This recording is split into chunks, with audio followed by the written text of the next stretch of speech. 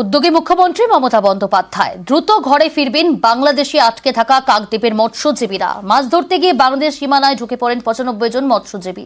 প্রায় 2 মাস ধরে আটকে বাংলাদেশে তাদের দেশে ফেরাতেই স্বরাষ্ট্র মন্ত্রকে চিঠি মুখ্যমন্ত্রীর। আমাদের দুটো ট্রলার আপনারা জানেন যে বাংলাদেশে জলে গিয়ে আটকে গেছে, তাদের তারপরে জেলে নিয়ে যাওয়া হয়েছে। আমরা যথাসাধ্য যা যা করার রাজ্য সরকারের পক্ষ থেকে আমরা করছি।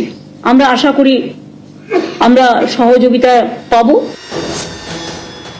বাংলাদেশে আটকে কাকদ্বীপের 95 জন মৎস্যজীবীদের ফেরাতে মুখ্যমন্ত্রীর উদ্যোগ। মৎস্যজীবীদের জন্য কেন্দ্রকে চিঠি মুখ্যমন্ত্রীর।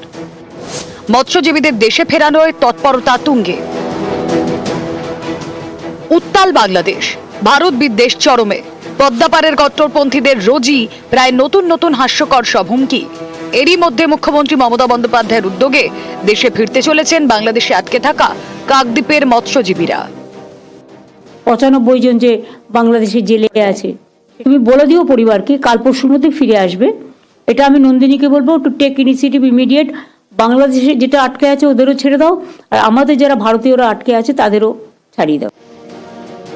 প্রায় 2 মাস আগে কাকদ্বীপের 6টি ট্রলারকে আটক করেছিল বাংলাদেশের উপকূলরক্ষী বাহিনী।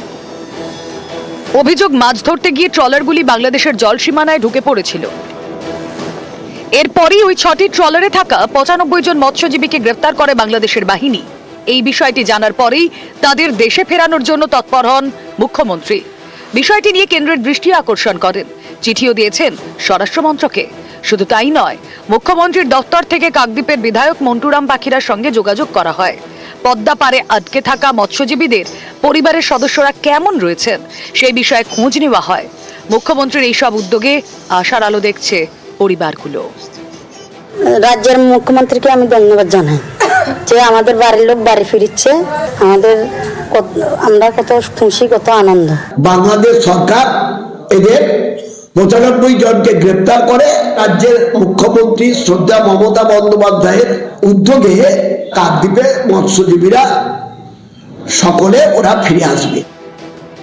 বিশ্বজিৎ হালদার, নিউজ 18 বাংলা।